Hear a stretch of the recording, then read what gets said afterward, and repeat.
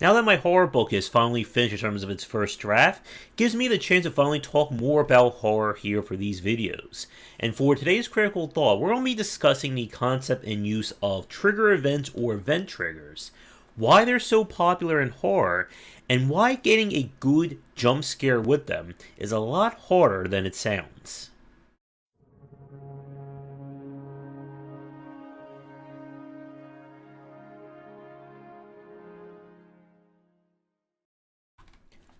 When it comes to the game industry, the use of trigger events or event triggers are simply a way to kind of anchor or structure the game around specific events.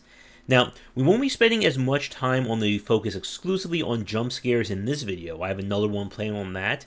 But trigger events and jump scares, and specifically horror, often go very much hand in hand in terms of how they are delivered. Now, the basic terminology, the basic definition is that a trigger event is a conditional that happens when the player does whatever.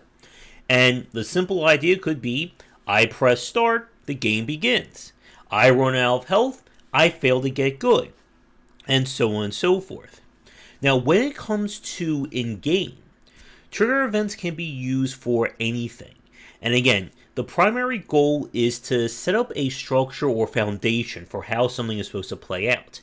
Anyone who's played a action game that features monster closets, arena battles, even something like the crazy over-the-top set pieces of something like Uncharted, Tomb Raider, God of War, etc., are focused or built on trigger events. That when your character reaches a certain point, a tower may fall down and block your path, or an explosion on the left, or anything like that. And when you're setting up games around trigger events, you need to be very mindful of what this means in terms of the structure of your game. Now, as I said a minute ago, horror, or the horror genre in particular, are probably the most well known for using trigger events because they are very well when it comes to jump scares. And for some of you watching this, you may think that a jump scare is very easy or very simple to do. But setting things up and kind of the evolution of it over the last 10 to 15 years has certainly shown there is complexity that goes into making a good trigger event. Now, the most common example is, of course, the ever popular, I open up a door, boo, something jumps out and scares me. Or if I turn around and see something and then I turn back around and now there's a monster there or a crazy effect. And trigger events have to be set up almost like you need to either train the player or you have to think like the player in order to make the best use of them. So if I set up for something to, come off screen from the left-hand side and scare you, but I make a noise that makes you look over to the left or looks in a complete opposite direction, I may not set that up properly. And one of the more popular examples, like I said a minute ago, is the, behind the back trick. Or you're walking forward, all of a sudden there's a noise behind you, you turn the camera around, and then when you turn back, there's something there that's going to make you jump out of your seat. And you can set up trigger events in just about any kind of conditional statement that you want. Do you want to make sure the camera is pointed over there to scare somebody? You can do that. Do you want it so that the player is staring at a window for X amount of seconds and maybe something, bangs on the glass? You can do that as well. And by setting up your game along these lines, it allows you to create a far greater structure for it than you would have just anything can happen at any time. And for narrative-driven or event-driven games, you need to understand the use of trigger events. Now, with the footage you're seeing up there, that is from Layers of Fear 2. And Bloober Team, like many horror game developers, are very, and I do mean very, well accustomed to trigger events and event triggers in their games. And this has led to this great discussion about how practical they are, or just how much of an impact they really do have on a game. The first time that you interact with a jump scare, it's definitely going to scare you, so it'll make you jump out of your seat.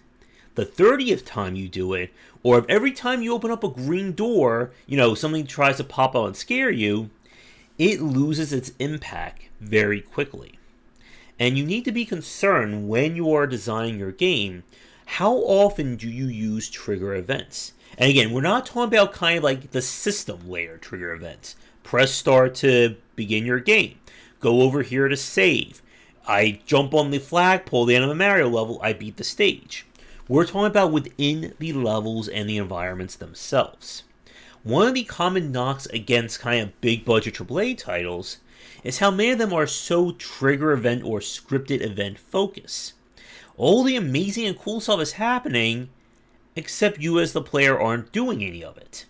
And when you're actually playing the game, you could just be mashing X for the next 8 hours, or wandering 40, 50 minutes at a time across a map to find collectibles, or giant towers to climb up and hit beacons. And for developers who are really trying to nail a very scripted or a very unique experience, you do want to pay attention to how you sell these trigger events. Now, with that said, there is an obvious limitation. Because trigger events are conditional, it means that they are set up to happen the same way every time. And we're going to switch footage in about maybe the next 20 to 30 seconds, and we'll talk a little bit more about that. However, the more ways that you can limit what the game can respond to, the less variance and the less interesting it becomes.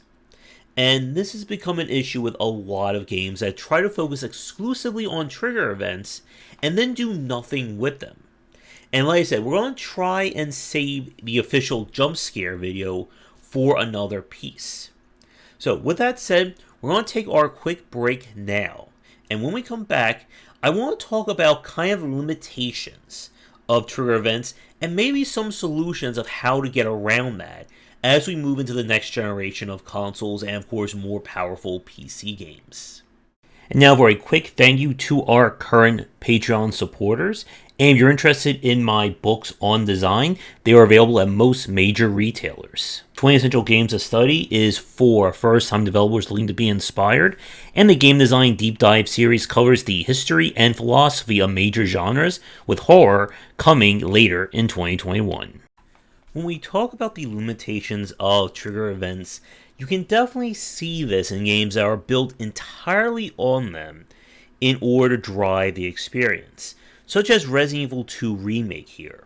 Now, RE2 Remake is a really solid game, but it's also a very mechanical one when you break it down, and why I was able to S+ rank it on my own time.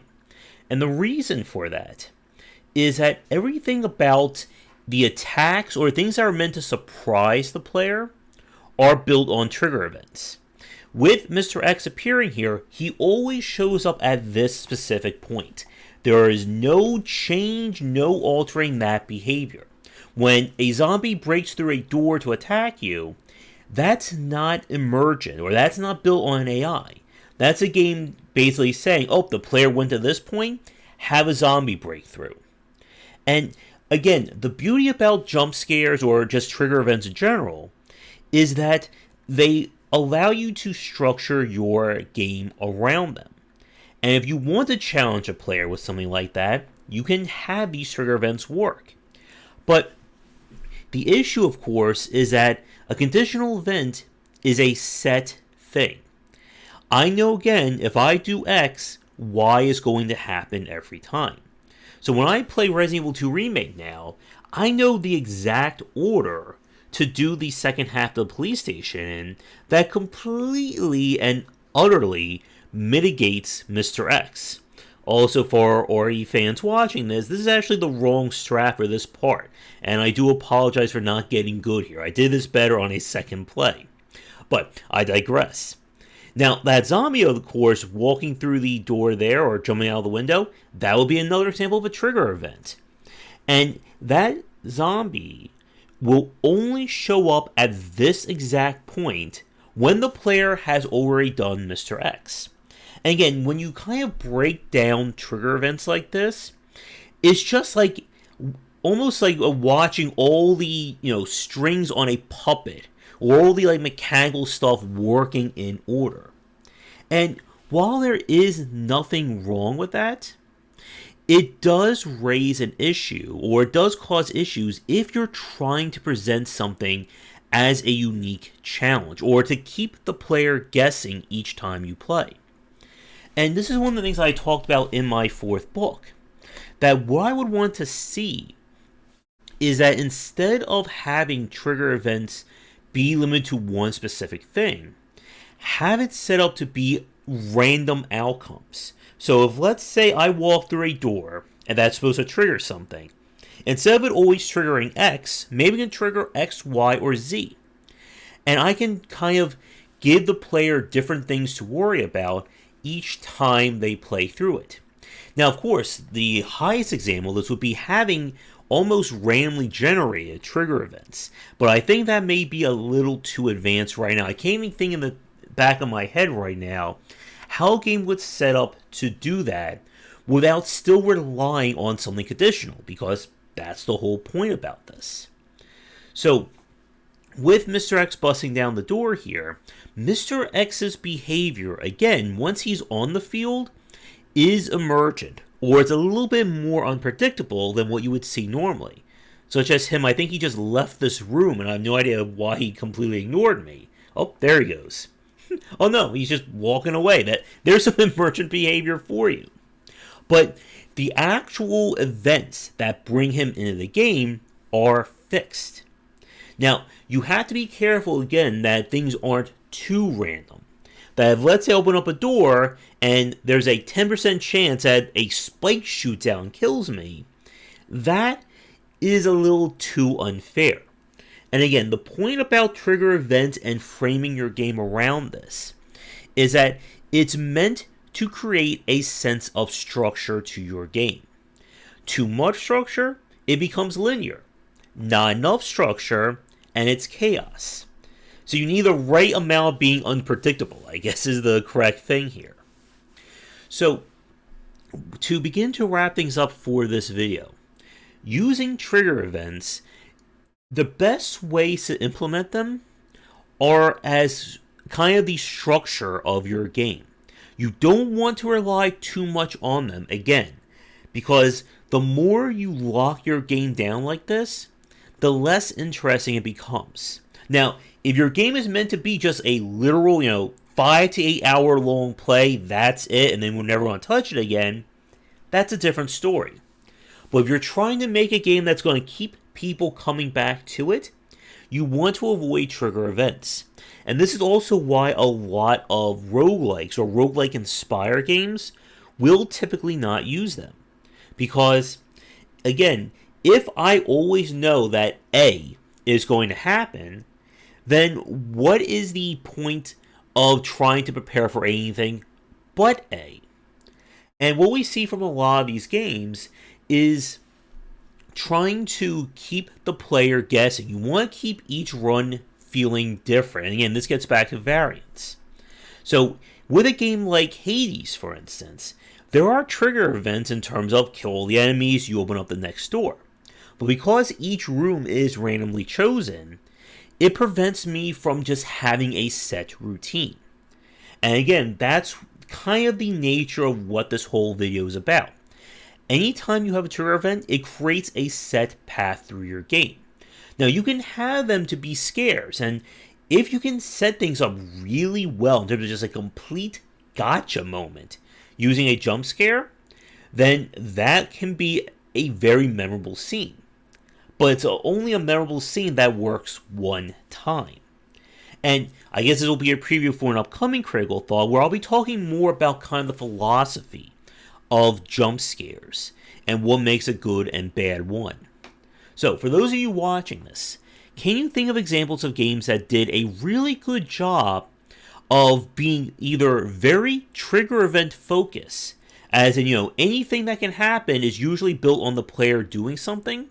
And can you think of examples of games that managed to create a very solid or well-structured experience without needing trigger events? And that could be a lot harder to do, and that kind of gets at the heart of really solid progression curves and core gameplay loops. Thanks again for watching. As always, check out our Discord and Patreon link down below, and come back for daily discussions on game design here, and on game wisdom, where we are in science of games.